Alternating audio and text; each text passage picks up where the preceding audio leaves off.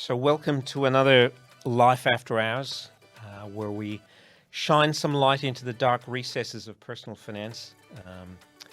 And tonight I'm joined by Queenie Tan from Invest with Queenie. Queenie's one of our favourite influencers, so we encourage you to check out our network of influencers from Glenn James at My Millennial Money, Victoria Devine at She's on the Money, of course Queenie, and Phil Muscatella at Shares for Beginners. And a few more surprising new starters this side of Christmas. So looking forward to that. But of course, tonight is all about you. It's about you and your questions. It's about us trying to solve or give you some tips and hacks to get more life from your money. And tonight we're focusing on, the theme is build better budgets, which has the advantage of everything starting with a B. But importantly, it's more what you buy with it and the joy that it sparks rather than the amount. So building better budgets is the first step in the Life Sherpa 8-step framework. So with most things, it's better if you have a framework for making decisions. And we base almost all of our advice and coaching here at Life Sherpa on these 8 steps. So we start off with the 3 foundation steps, which is step 1, which is what we're focused on tonight, which is about spending less than you earn. Step 2 is build an emergency stash, which obviously helps protect the rest of your goals. Step 3 is pay off your debts. And then the 3 protective steps being, step 4, prepare for the unexpected. That's the plan you need when the plan you have doesn't go according to plan. Then we move on to step 5, which is sort your super. And there's a handful of things that you can do today without affecting your day-to-day budget that will set your retirement up for success.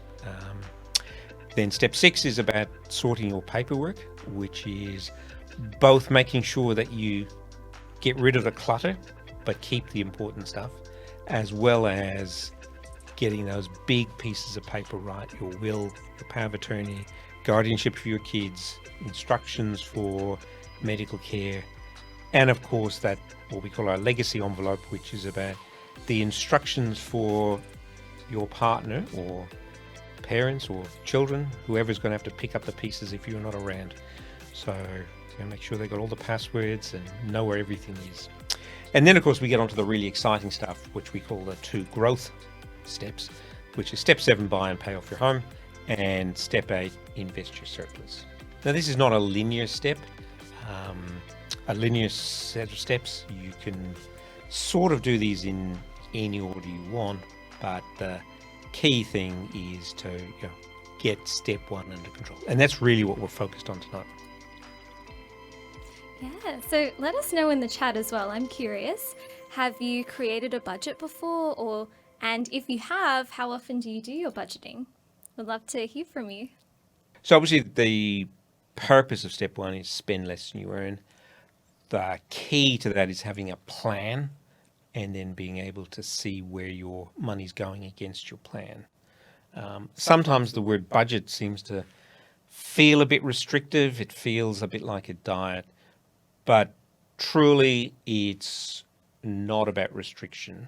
It's actually about freeing you from dealing with the stresses of working out when payday is and juggling bills, and about making sure that you allocate as much as you can to the stuff that sparks joy. So we'll go through what that actually means.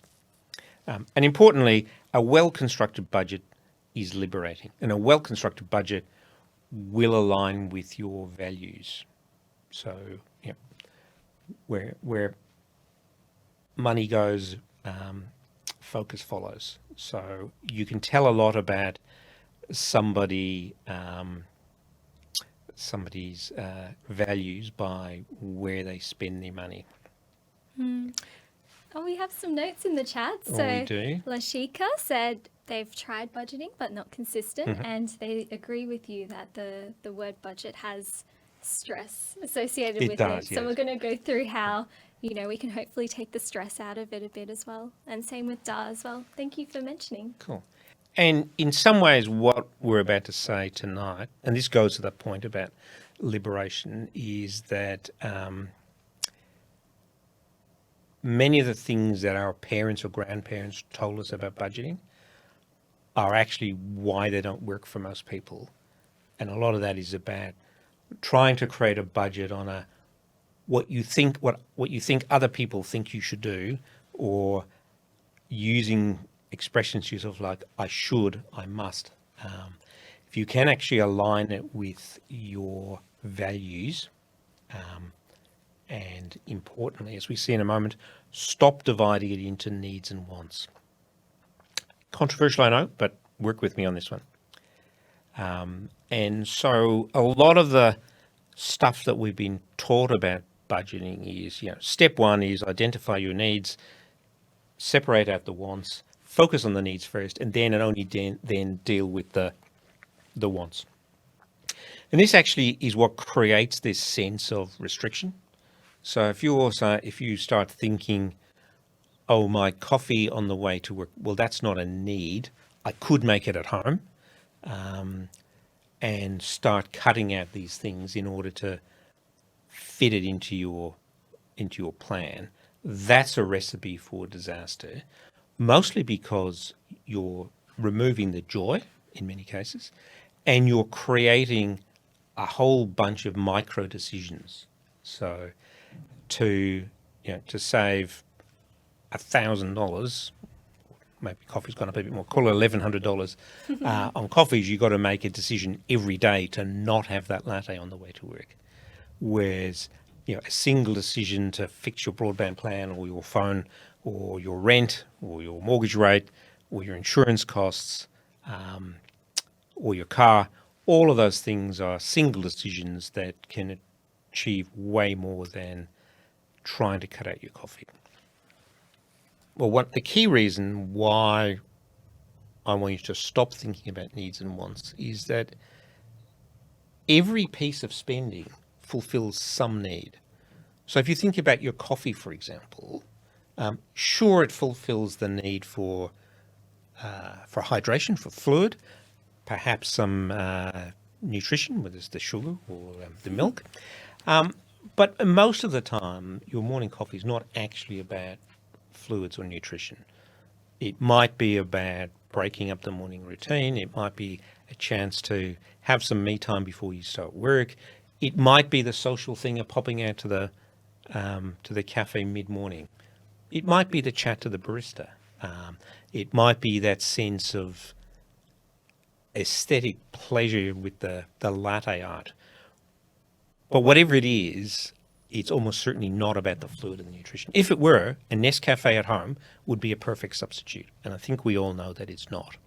So even if you don't drink coffee, that's a useful way of thinking. When I'm spending this money, what need is it fulfilling? And for anyone who's studied psychology, you've done a bit of psychology, Queenie, you know about Maslow's hierarchy of needs. There's a really good reason why it's not called Maslow's hierarchy of needs and wants. It's called Maslow's hierarchy of needs. And he starts with the sort of physiological needs at the bottom, shelter, safety, nutrition, warmth, which are the things that most people would traditionally associate with needs. And then he moves up to the psychological, the need to belong, the need for connection. All of those things can be fulfilled by many of these things. Going to the pub in the evening is not about the fluids.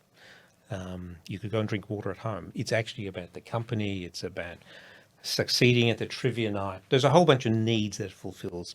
And then, of course, as you move further up, there's the concept of self-fulfillment. And this is really about purpose. So when you look at your spending, ask yourself, what need is this fulfilling? And is this the best way of fulfilling that need? Oh, I love that, Vince. And I'm so curious to hear from you in the chat. Like, what are some things that you love spending money on? Because I feel like it's different for everybody, and everybody has different needs, different different needs, and yeah, there's no right or wrong way to do it. For some people, it makes sense to, yeah, it makes sense to spend money on these things. And so rather than focus on this needs or wants, focus on how your spending makes you feel. So when you spend money on paying your mortgage or paying your electricity bill, many of those things don't spark any particular joy at the time. You're probably going to notice them by their absence. So if you don't pay the bill and the lights go out, you're going to notice something. But if you can save some money by getting a better deal with your electricity or by installing low energy light globes or convincing your children to turn the lights out when they leave the room, that was one I gave up on. My boy was just never going to deal with that. And sometimes I just had to bite my lips and tolerate that one. So there are a few things that, when you look at how your budget makes you feel, it is important, in the words of Marie Kondo, that the important thing is not what to discard. So it's not what you're going to cut, but what you're going to keep. So what is it that's really important to you in your spending? Oh, I love that. And David actually just said, mentioned one for him. He wants to have breakfast at a cafe a couple of times a month. That's nice. And I love this quote. So Marie is I'm a big fan of Marie's book. And that's why, rather than dealing with needs and wants, we focus on how your spending makes you feel. So we divide spending into 3 categories. We start with the chore spending, much of which might be considered needs in some other frameworks. But the point of how you identify that something is a chore is if it doesn't spark any joy when you spend it. So this usually includes things like, rent, car payment, insurance, utilities, phone bill, electricity. Yeah, all of those things they tend to be individually relatively large, and when you pay them, you don't get any particular joy. And the idea is to minimize those. And we'll come back and talk a bit later about what goes in that category. The next category, and this is probably the most important, is the live category. And this is the stuff that makes life feel like it's worth living. And this includes most of the joyful pieces. So I like to think about these things as looking good, feeling good, going out, staying in, and helping out with family and friends. And then the third category we call grow category. And this is the stuff that makes you feel like you're getting ahead. So this is largely about achieving goals, some of which are short term. So this might be, I want a holiday at the end of the year. I want a new car. I want to buy a home. I want to start a business. And all of those things make you feel like you're getting ahead. So the words people use when they talk about their budgets gives me a sense of which one of these is the problem. So someone who says, I'm just not getting ahead, that's usually a sign that there's too much chore, and therefore you spend most of the rest with the live bit to make you feel. So there's no room left to hit the grow piece. Someone who thinks, there's never enough money left at the end, that's often an excess of live. So the words we tell ourselves are really important here. So Lakshika makes the very interesting point here that says, sometimes our favorite food from the supermarket is also associated with joy and spending. Is it chore or live? And that's a really good question. And it's often, it's a good way of thinking about it. So, but it can make it feel like it's much harder work. So you could, for example, say that, beer and burgers is is a need or a chore, whereas Wagyu and Shiraz is a live. I try to simplify this by saying that if you take it away or eat it at home, treat it as a chore item. And if you eat it in a restaurant where much of the joy actually comes from the people you're with or the place you are rather than the food itself. We started tonight with a schnitty at the Union Hotel, as we do before these events. And whilst that's fulfilling a need, being nutrition, because obviously you can't webinar on an empty stomach, but it's also about the camaraderie. It's about catching up with old friends. It's about having a break before we, a natural break between our work day where we're focused and our evening where we're having a great time with you guys. So try not to be too pure about that one, but it is good to get a sense of what items give you give you the feels. But don't try to be too pure. If you try and split your grocery bill, you will end up with way more bookkeeping than it's worth. So that's my little shortcut. You can choose your own shortcut if you want.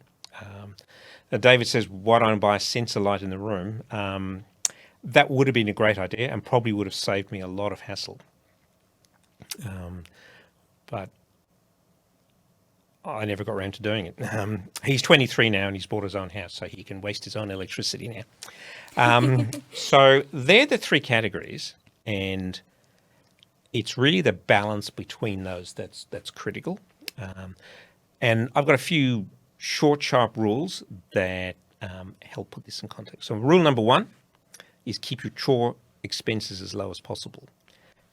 And this is another way that needs versus wants thing becomes a problem, because most people, without giving this thing too much thought, will go, it's a need, I must buy it. And therefore, we feel less guilty about spending money on chore or so-called needs, whereas a want or a splurge, as some people in the media call it, it creates a sense of guilt, so we feel less likely to spend on it, and that's the first thing people try to cut, which is the wrong way round. So keep your chore expenses as low as possible, and there's probably 4 or 5 things that drive most of those costs: where you live, what you drive, food and utilities. And so by making the right decision around where you live and what you drive, appreciate that's getting a bit harder with housing affordability, but the maths is that if you paid $25,000 more or less for your house, you could pay for a lifetime of lattes. So, and what happens when we go to inspect a house? What does the agent say? The agent says this will sell in the low 700s. You've been to a few real estate open houses, you know this, or the low 800s, or maybe more now. But that's sort of a statement that implies that there's stuff all difference between 710,000 and 735,000, given that they're both low 700s. But the difference will pay for a lifetime of lattes, whereas that's one single decision. So keep your chore expenses as low as possible. Make sure you allocate enough to live expenses to make life feel like it's worth living. And then the final one is allocate as much as you need to achieve your goals to the growth session. Now, those goals will vary through your life. If you've got a big hairy goal like buying your first home, then this is going to need to be a bigger chunk, and you may have to cut back on some of those other things. But it's about identifying your goals and then working at how much of your money needs to go to achieve those goals. And that's what makes you feel like you're getting ahead. So the balance between all of those, Obviously, this will be different for everybody and it will change through your life. But as a benchmark, this is not a target, it's just a benchmark so that you can test where you are. This is not saying this is the right answer, but if you're much different from this, you should be asking yourself why and whether that suits my personal situation needs. So try to keep your chore expenses to sort of 50% or less. That won't always be possible. If you're still living at home with mum and dad, then it should be way less than 50. If you just had a baby or a child and you're spending lots of money on childcare, it's going to be way more than 50%. If you've just bought a house, it's likely to be more than 50%. So don't stress too much about it, but work out where you are against the 50. Is it more or less? And is there a reason for that? It's usually pretty hard to keep it below 40 sustainably. You could certainly do that when you're living at home with mum and dad, but to do that sustainably is hard. But letting it get out past 60 really puts pressure on your ability to spend in the live category. The live category, 30% is a good number. And that's enough generally to get most people feeling good. And again, you might find that when you've just had a baby, for example, you might be less inclined to go out, and so your live spending might come down. And then 20% to grow is a good balance between living the right life today and preparing for tomorrow's life. So what you need to start with is, where's the money going today? So don't start with what I should do or what I want to do or what an ideal world would look like.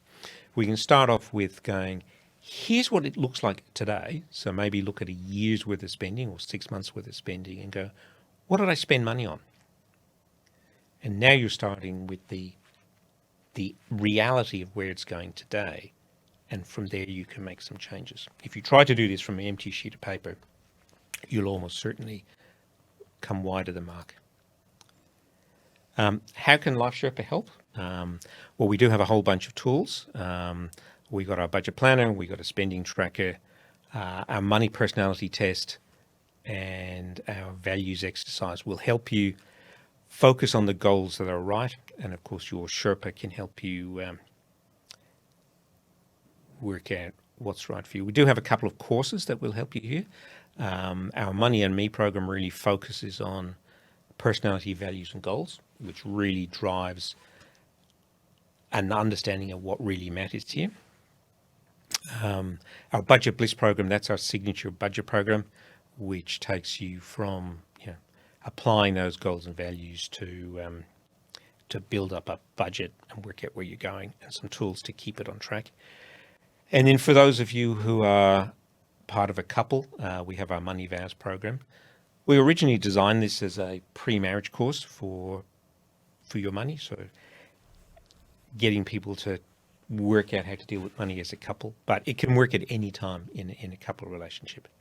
And of course, I encourage you all to watch the Latte Fallacy video, which is the reason why focusing on your morning coffee is not the answer. So that's probably all from me in terms of a presentation. Let me now throw to Queenie and get Queenie's take on this, and then we can move to questions. Yeah, So I thought that was great. I thought it was really good. I completely agree. I think that it's so important to spend money on the things that make life worth living. And I think early in my journey, I was definitely more like saving for the future in the grow category. But I think you can't really do that sustainably, like Vince has said. It's kind of like you might be able to do it for maybe a year or two, but it's not really a sustainable way to live. So I think that balance, like the 50-30-20 rule, is like a good one to start with. And yeah, try not to feel guilty about it. That's something that I also struggled with. I'm not sure if you've struggled with that ever. Oh, Vince? definitely. Yeah? Feeling guilty? Yes. And that can be even harder in a couple. So when you start having these arguments about, well, the reason we can't afford a better house is because you spend money on coffee on the way to work every morning, that's really not a helpful way to approach these. But I do want to emphasize that the 50-30-20 is a benchmark, not an aspirational goal or a rule. It's merely a framework for thinking about it, and it gives you a sense that, if my chore expenses are 60, 70, 80, something's out of balance that I need to fix. And if they're 20 or 30, I really should be kicking some goals in my grow at that point. So that's really the key to it. None of these things are absolute rules. They're all really just a piece of mental arithmetic to help you deal with the what should it look like without imposing other people's values on your budget. A lot of people approach budgets as well, what do other people do? What do people in my position do? What should I do? What do my parents want me to do? What does my partner want me to do? These are all very unhealthy ways to think about your spending. So if we just go through some of the chats before we move on to the poll. So it's really about what matters to you. Ramit Sethi, I don't know if you've come across Ramit. He's got a Netflix series. He wrote a book called I Will Teach You to Be Rich. And he uses the concept of what he calls money dials, which are effectively the joy things. He says you should turn your money dials up to 11. So what's important to you, and really spend lavishly on those things and cut ruthlessly on the other things. I'm not sure I'm quite in that extreme, but I get it's a clickbait title. So he talks about convenience being one of his money dials. So he will spend money for convenience. So he spends a lot of money on Uber Eats or going out to eat, having a cleaner come and look after his apartment. So it's a nice, neat little thought process to go, well, what's my money dial? What's my value? What really matters to me? They're all different words for the same sort of thing. So I think we have a poll. Yes. And let us know in the chat as well if you have any questions, and we will go through the poll as well. Yeah. So you should be able to see the poll. So, Queenie, do you want to introduce the poll? Yeah. So what is your biggest struggle with budgeting? We have a few options here. So high interest rates on home loans, increase in grocery bills, petrol, cost of eating out, all of the above, something else. Tell us in the chat. We would love to hear from you. Definitely all of these things have increased over the past couple of years, can confirm. And interesting, we have a few answers already. Yeah, I mean, it is interesting the last year or so with the return of inflation. We've had a really potentially an odd period of time over almost the last 30 years, when the really high inflation rates we had through the 70s and 80s were finally tamed, and we've had a very long period of very low inflation.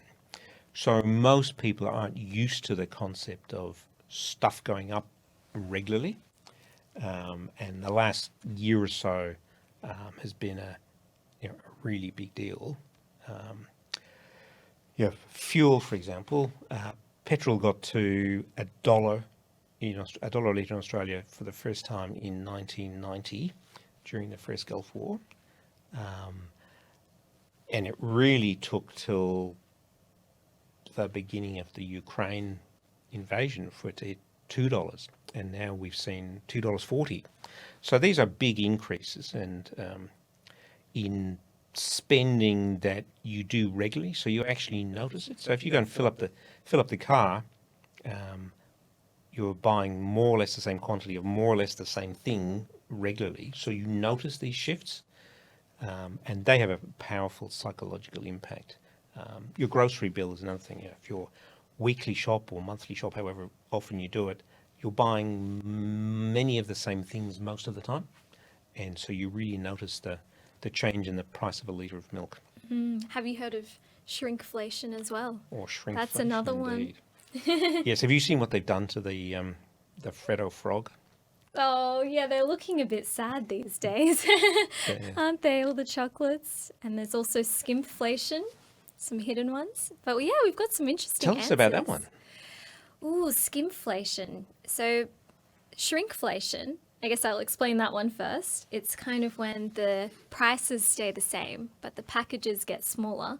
But then there's a new one called skimpflation, which you might not see. So it might look the same price, same size, but if you actually read the ingredients, they are actually substituting with the lower quality ingredients. They're skimping on the good stuff. So you might not see. Swapping out sugar for high fructose corn syrup. Yeah, adding water or something like that. Yeah.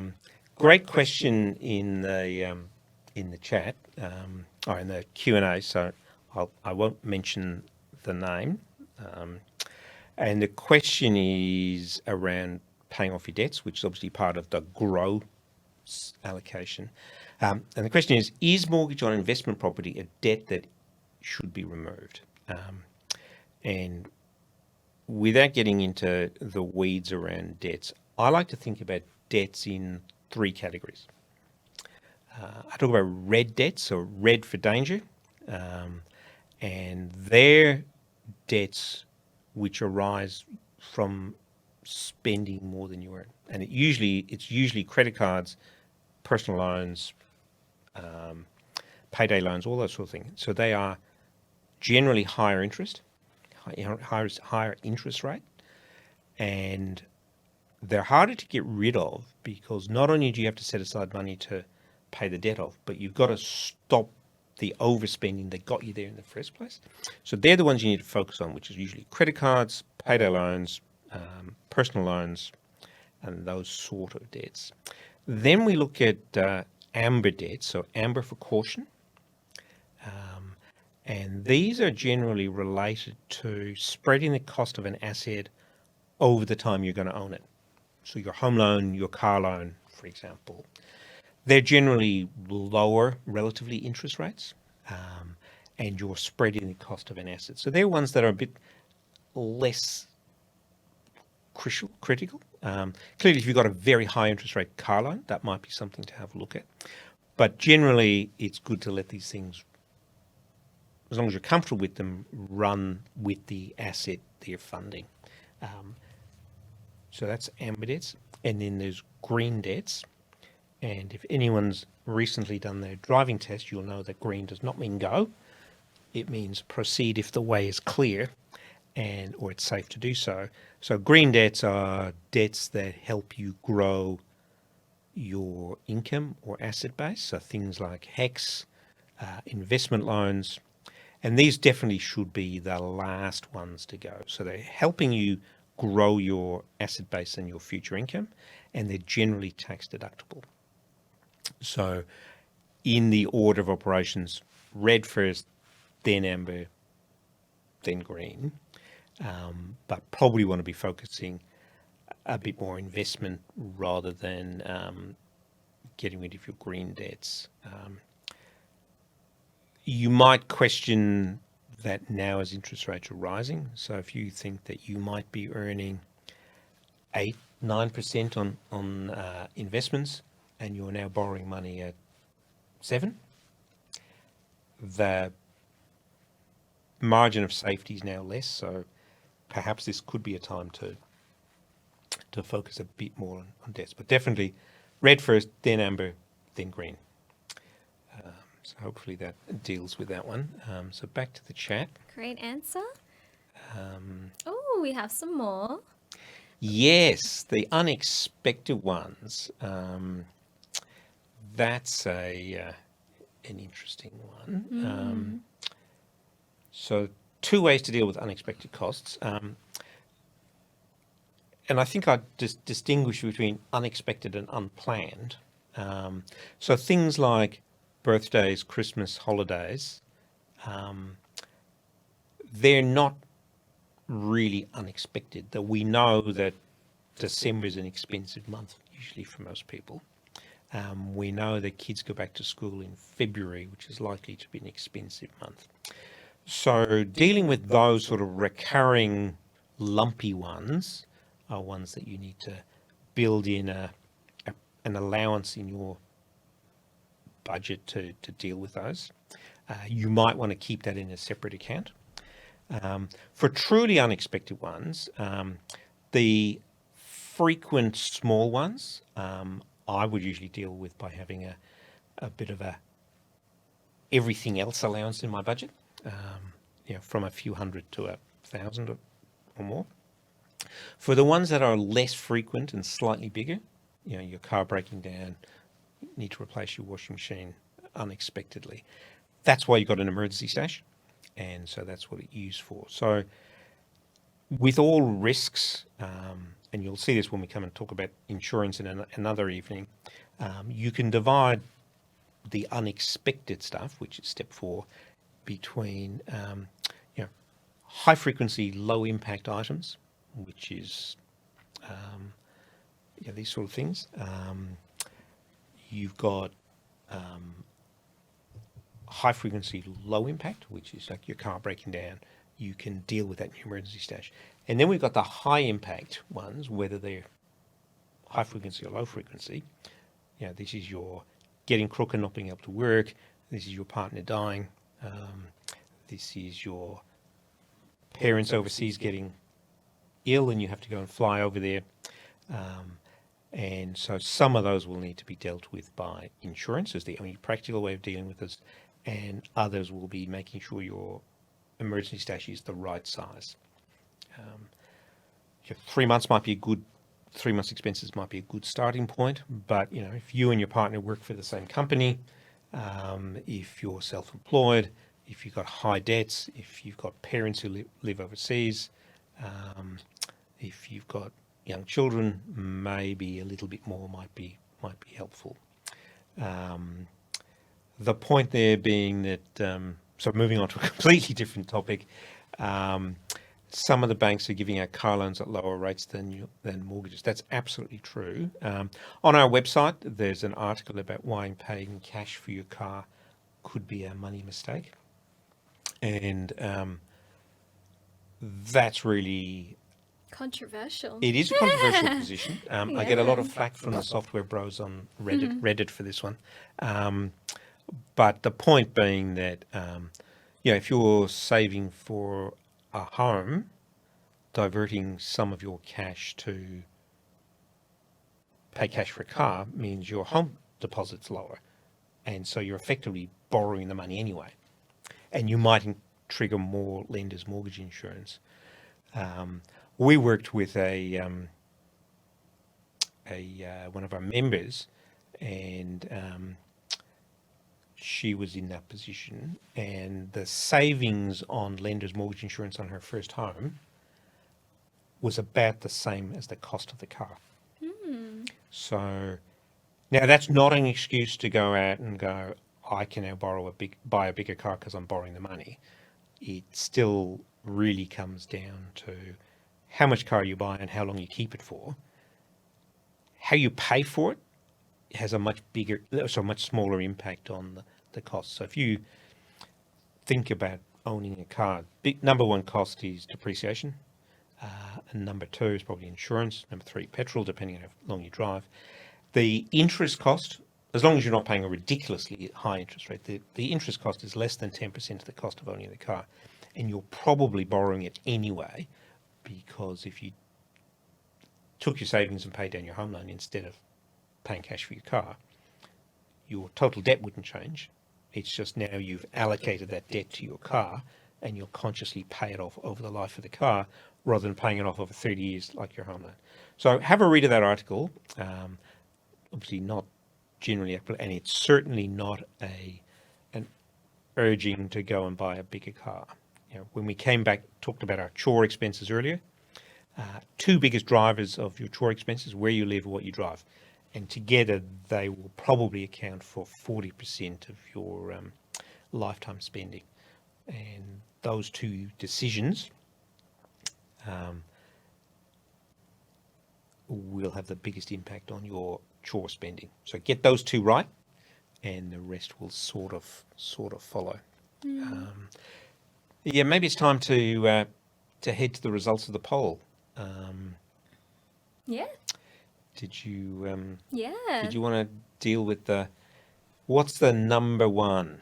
Ooh, everything. All of the above. All of the above. I concur. I agree. What do you think, Vince? I must admit, I don't particularly have to worry personally about high interest rates on my home loan, being an empty nester, having downsized. But that's absolutely one that our members talk about all of the time.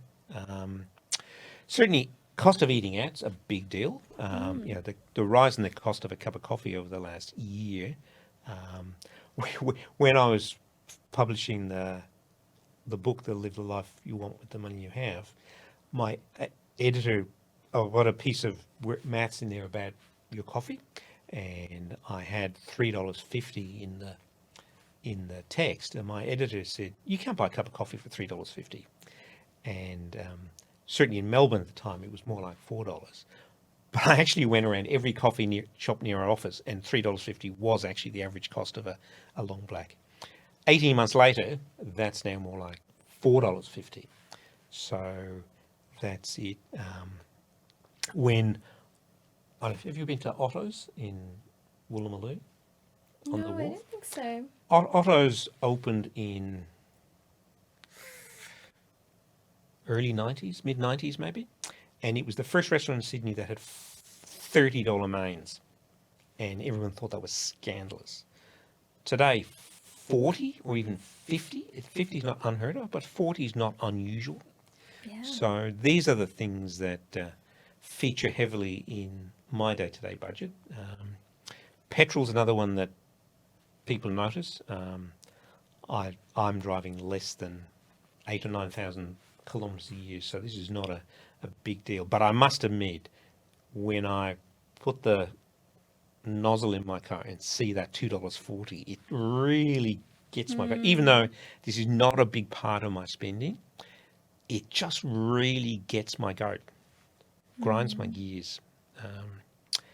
And groceries, of course.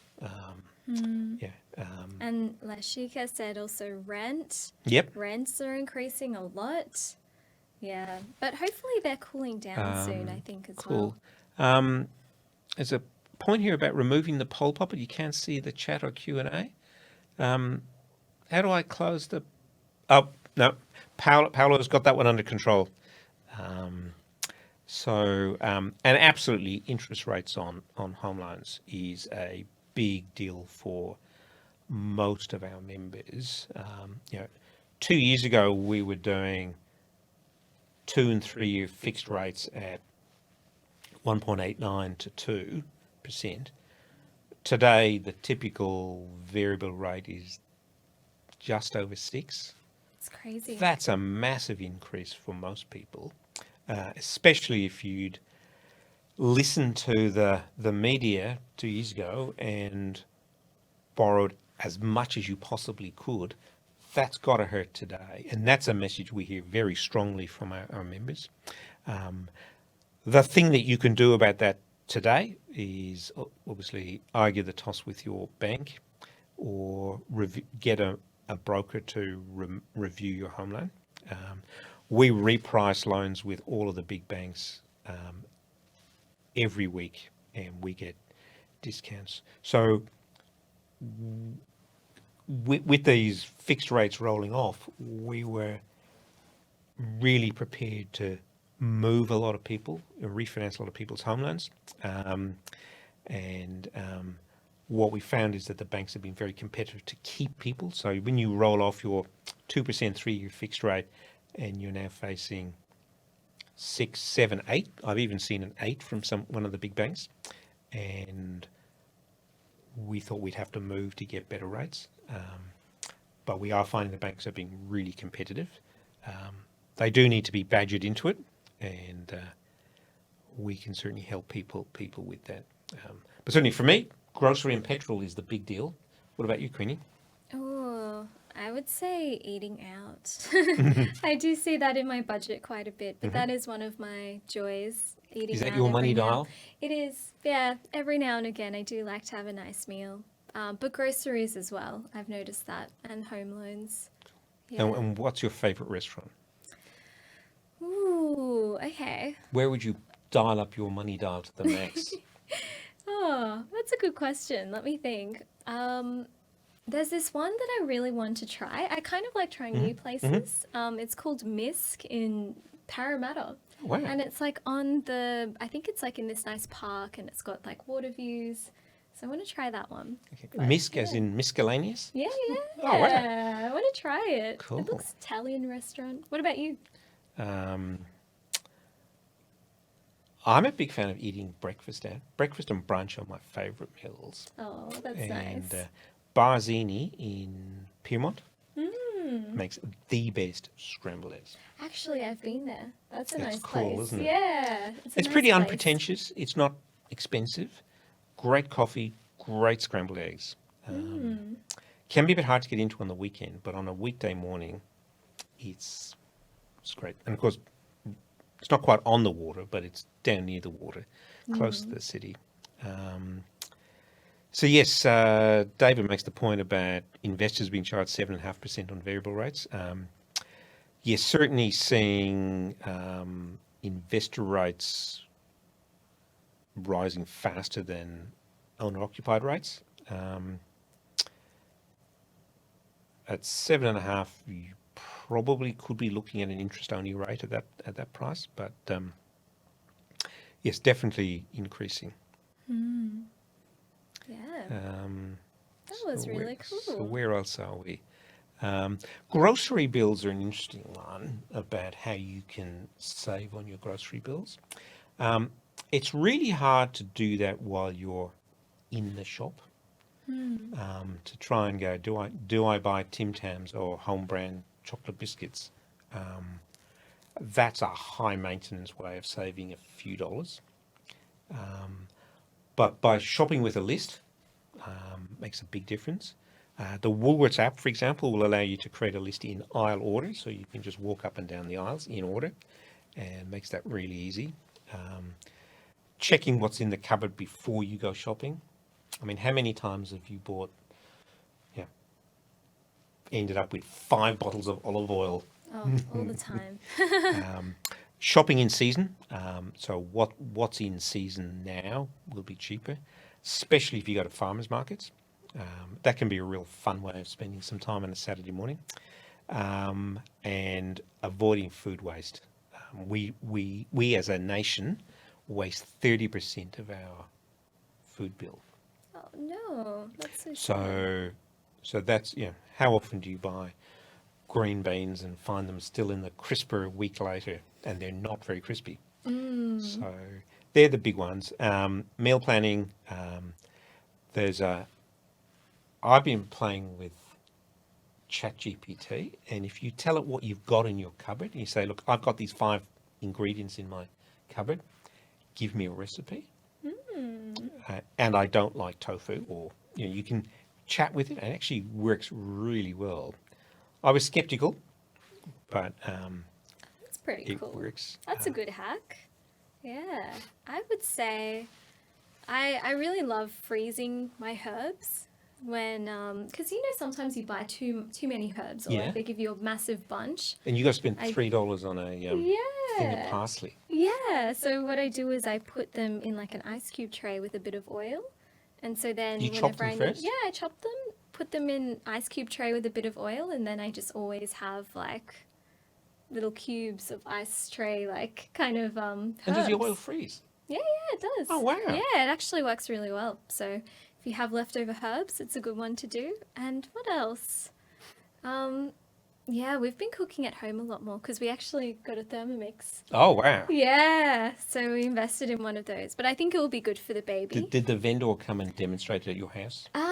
Demonstrated at the office, Oh, and, okay. and we wanted to test it first to see if it was worth it. But I think it is for us Hmm. because we have a baby on the way. We can make our own baby food in there, which is pretty cool. So I think, yeah, it'll be quite fun. Yeah, baby food can be so expensive. Yeah, it can be. But And it yeah, doesn't really taste very nice. yeah, it I mean, the doesn't. number of times I, feeding Max, and then I went to lick the spoon, and he go, ugh, no wonder he doesn't like it. No wonder you have to do Yeah, the plain trick to get them to eat it. but the packaging's good It of a is. baby food. Yeah, And I've got all those little squeezy tubes and stuff. that's where all the budget goes, I guess. It does. And what are the other baby things? Diapers? Yes, So yeah. expensive. I need to find some like good disposable ones. Good disposable but eco-friendly disposable ones. It's on my list. I must admit, everyone was trying to talk us into using traditional washable ones. And there are just some things that I will not do to save money.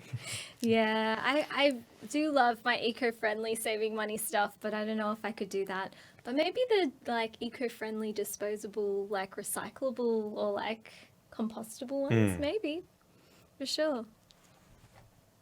Oh, we've got a Oh, interesting one. look.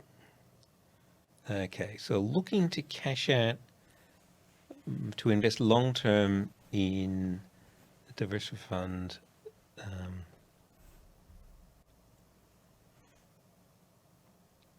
Must admit, I'm struggling to read that. I can read Can you it read it out. out to me? Yeah. Advice if possible. We're looking to cash out 10,000, refinancing 60,000 LVR investment loan, approximately at 5.79% That's a principal good, and interest. that's a good rate, It is a good rate to invest in long especially term. for investment. Yeah, VDHG, but our short-term requirements is for saving spending for a wedding, which the 10,000 would assist with. Options on the table. Don't cash out the 10,000, which doesn't move the dial much short term and save the small difference and try to find more cash elsewhere. But long term, money affected slightly. Invest in future after necessities paid off, or 50-50 get a taste of ETFs and long term beat interest rate, and also support the saving goal. Please pick a part as you feel free. Interesting. Now there's a lot to unpick there, but it does sort of hit on the three big choices when you've got some spare cash. Do I pay off my home loan? Do I invest outside super, or do I make additional super contributions? So it looks like the super contributions is off the table here, that we're looking at non-super stuff. So the choice is, should I be Cashing out, cashing out to spend on a invest? wedding, or the VDHG. So the thing about borrowing to invest, or gearing as they call it, as distinct to debt recycling, which I think is an important point here, is you're relying on the return on the investment being over time more than the cost of the debt. So a diversified growth portfolio like VDHG probably would return 8%-ish over the long term. Sometimes you get more, sometimes you get less, but over the long term, I think since inception, VDHG or the managed fund equivalent has done it just over 8 since, actually it's almost exactly 20 years. And so if you can borrow money at 5.79 and invest it at 8, that's probably not a bad deal. The challenge is when it turns out to be not 8%. How well can you cope with that in the short term? And are you likely to react by selling? That's the real challenge here. And just on that, if you look at the Australian share market over 122 years, it's averaged 13%. But in only 1 year was it actually 13%. Don't ask me when it was. I think it was in the 1940s, but there's only been 1 year when it was actually between 13 and 13.999. 23 of those years were negative. 23 of them were above 24%. So you never know from year to year.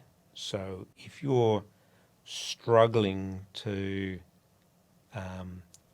find $10,000, you don't say whether it's for your wedding or for someone else's wedding, but if $10,000 for a wedding is going to really force you to struggle elsewhere,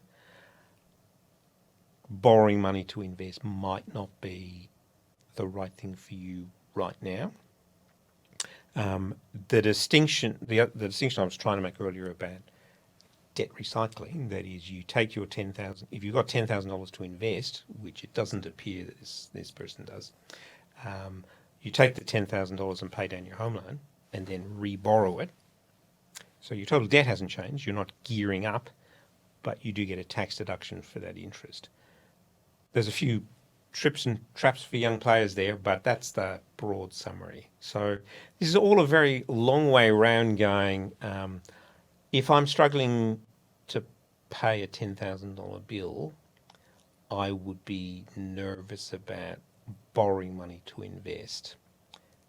That's something you should probably be doing when you're not too stressed money-wise.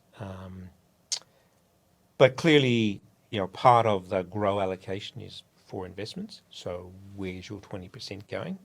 Are you making your 20%? Where are you on the 50, 30, 20 scale? Certainly, if you're investing, diversification is your friend. ETFs are generally a low-cost way of getting diversification. Trading is cheap these days. So definitely would suggest diversified investing. VDHG, that's the Vanguard Diversified High Growth Fund, is spread across a number of asset classes. It's got some bonds, it's got some overseas shares, it's got some local shares. Some of those overseas shares are a currency hedge, so that so buying VDHG is actually a decision that I want to allocate my money across those classes, and I want to hedge some of my currency. Whereas the BlackRock equivalents, what's it? DHHF? DZZF? Or is that beta shares? Yeah. Behave slightly differently. That's not to say one's better or worse than the other. They just suit different needs. So definitely, part of your grow is investing for the future.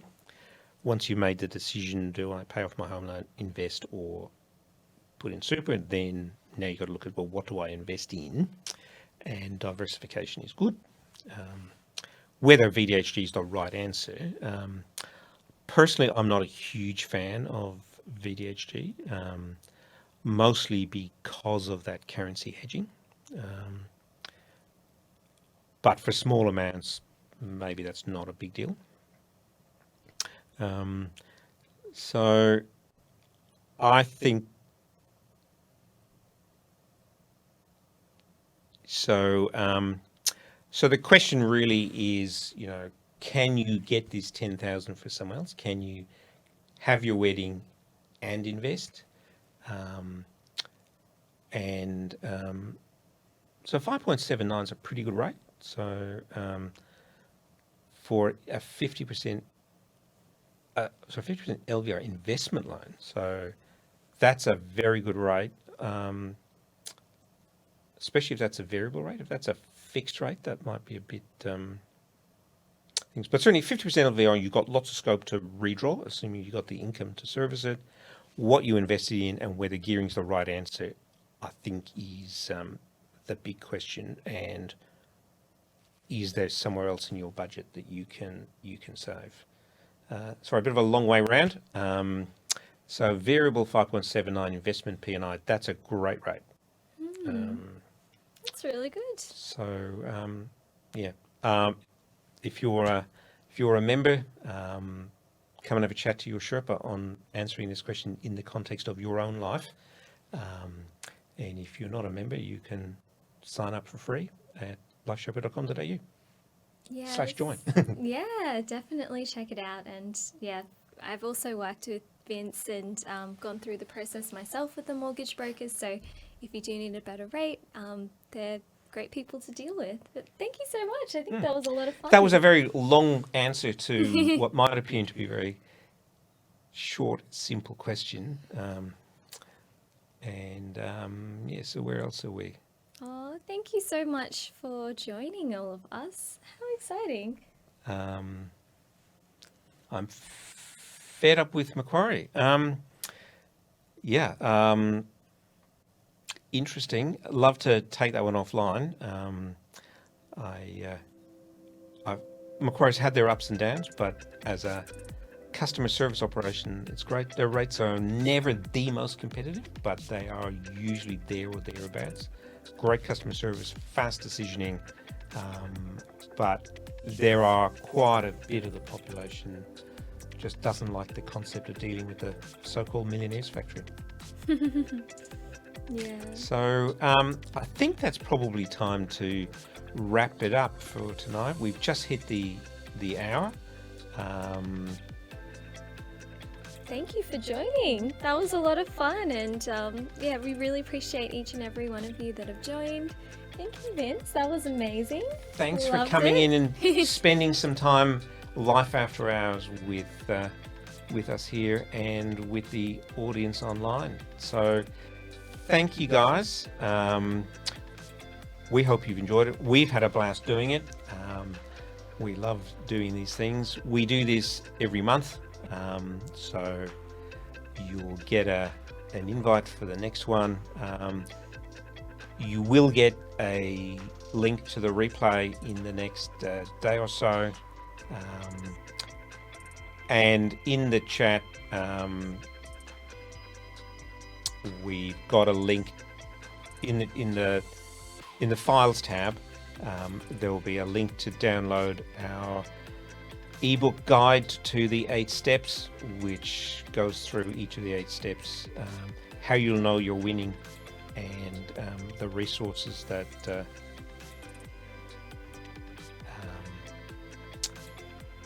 you can use to get better. So questions are still coming in, and we're over time. I guess that means we'll have to save them for next time. So if there's any of those questions you want answered urgently, get some time with your Sherpa, and check out the content on the site. And let's see you next time, Life After Hours. Thank you so much for joining us. Thank you. Thank you for being See here, ya. Queenie. Thank you. Bye.